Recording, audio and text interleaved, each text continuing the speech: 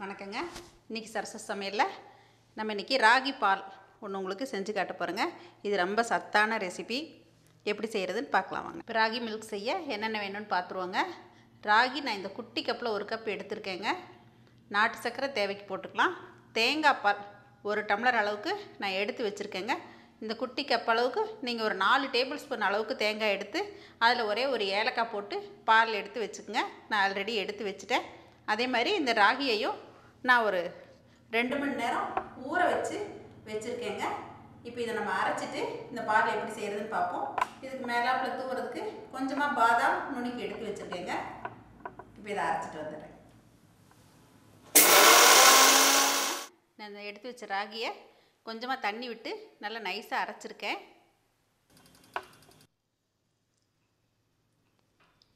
நீங்கள் மறுபடியும் கூட 2வது தடவை அரைச்சி கூட பால் எடுத்துக்கலாங்க. மறுபடியும் பால் வரும்.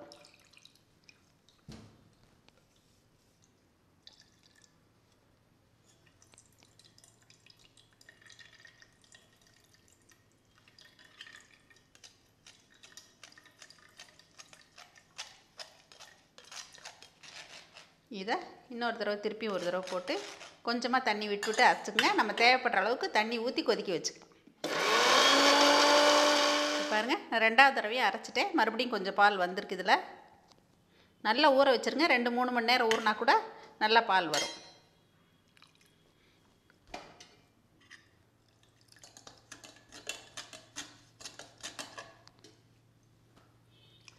ராகி இந்த மாதிரி அரைக்கும்போது கொதிக்கும்போது கெட்டிப்படுங்க. அதனால் நீங்கள் தண்ணி கொஞ்சம் ஊற்றிக்கலாம்.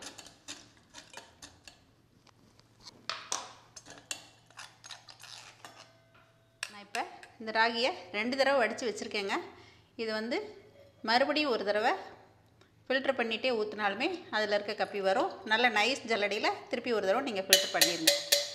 நான் அதில் ஈஸியாக பால் வருங்கிறதுனால நான் அதில் எடுத்தேன்.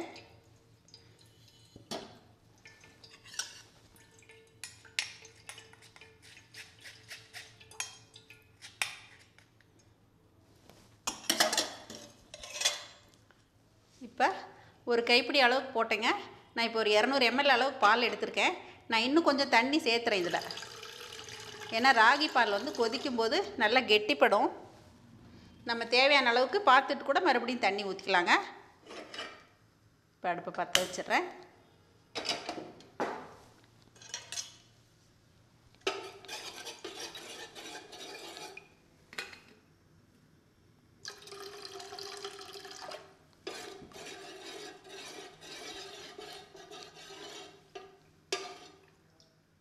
இப்போ பாருங்கள், இது ஒரு 2 நிமிஷத்துலேயே கொதிக்க ஆரம்பிக்குது. நம்ம இந்த ஸ்டேஜில் நம்ம நாட்டு சர்க்கரை இனிப்புக்கு தேவையான அளவு சேர்த்துக்கலாங்க.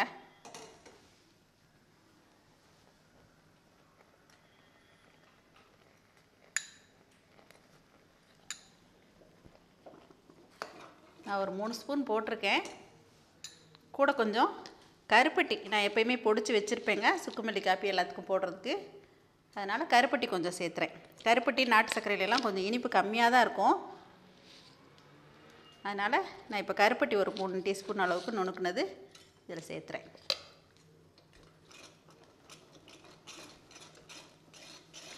இந்த ராகியில் உங்களுக்குலாம் சொல்லவே வேண்டியது இல்லைங்க. நிறைய சத்துக்கள் இருக்குது. அயன் இருக்குது, கால்சியம் இருக்குது, விட்டமின் மினரல்ஸ் எல்லா சத்துக்களும் இருக்குது. இது இந்த மாதிரி நம்ம காய்ச்சி கொடுத்தா நம்ம வீட்டில் குட்டீஸ்லேருந்து பெரியவங்க வரைக்கும் எல்லாருக்குமே ரொம்ப சத்தானது. இப்போ இந்த ஸ்டேஜில் நம்ம தேங்காய் பால் விட்டுறலாங்க. இது நல்லா கொதிச்சிருச்சு பாருங்கள். இவ்வளோதான். நீங்கள் டயட்டில் இருக்கவங்க அப்படின்னா நல்லா கொதிச்சோன்னா அடுப்பை நிப்பாட்டிட்டு நீங்கள் தேங்காய் பாலை கொதிக்கவே விட வேண்டாம். அப்படியே ஊற்றிட்டிங்கன்னா அது ஃபேட் கிடையாது. நீங்கள் அப்படியே ஊற்றிட்டு குடிச்சிக்கலாம்.